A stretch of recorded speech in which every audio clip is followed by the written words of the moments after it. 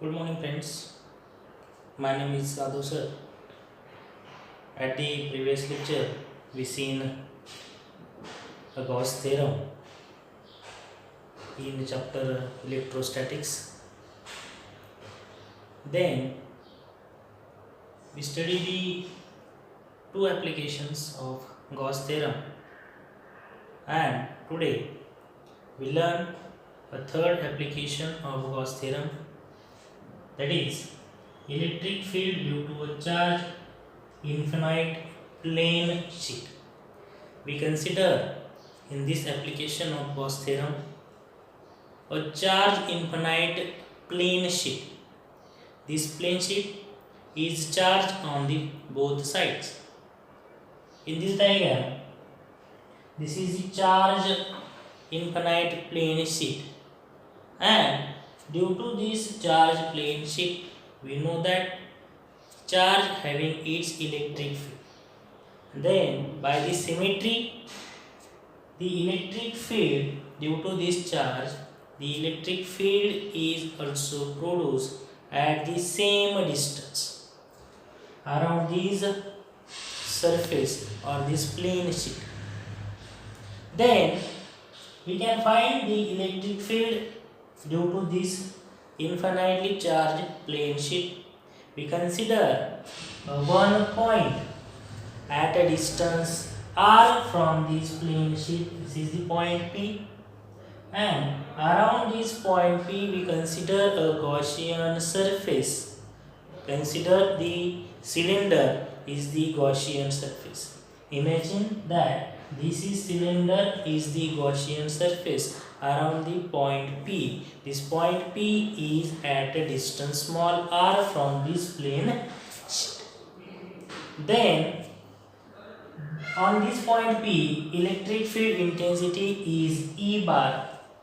The point P across the area small ds. Then this plane sheet having two sides.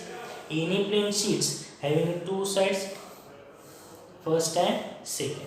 Then this length of this cylinder is 2r, because of from the upper side the distance of P is r, and for the lower side or another side this P dash is the another one point is considered at a distance, same distance, that is the small r, and this P and P dash is the both points which is equidistant from this infinitely plane sheet.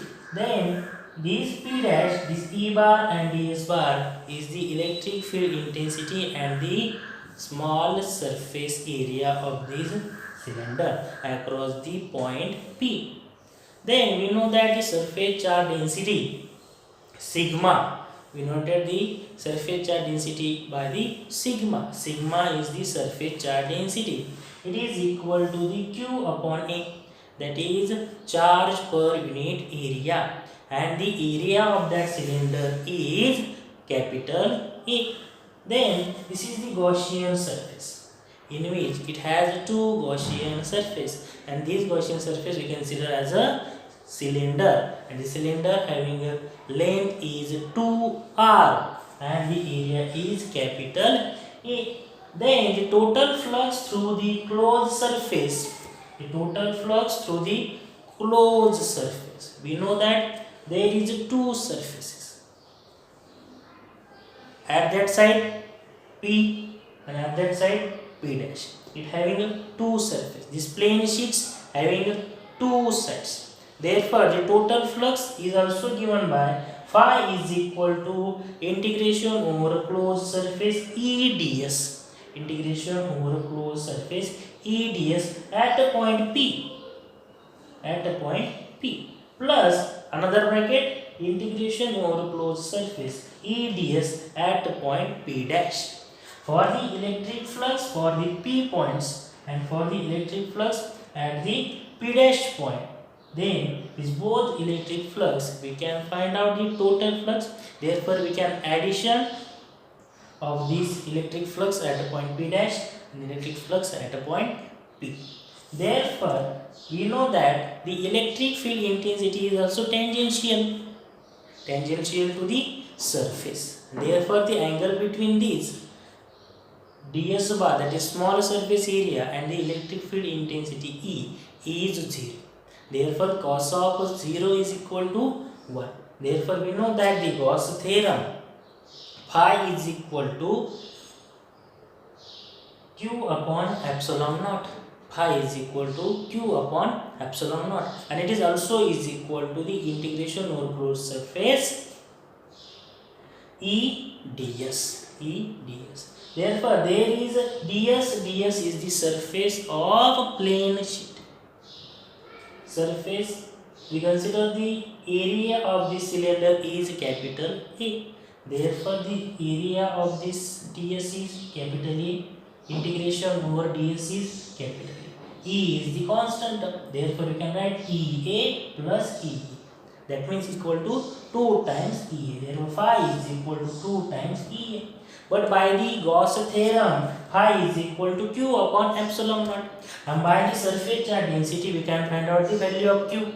There, sigma is equal to Q upon A. Therefore, Q is equal to sigma A. Put this value of Q in this equation. Phi is equal to Q upon epsilon naught. The value of Q is sigma A. Epsilon naught is as it is. Therefore, sigma A upon epsilon naught.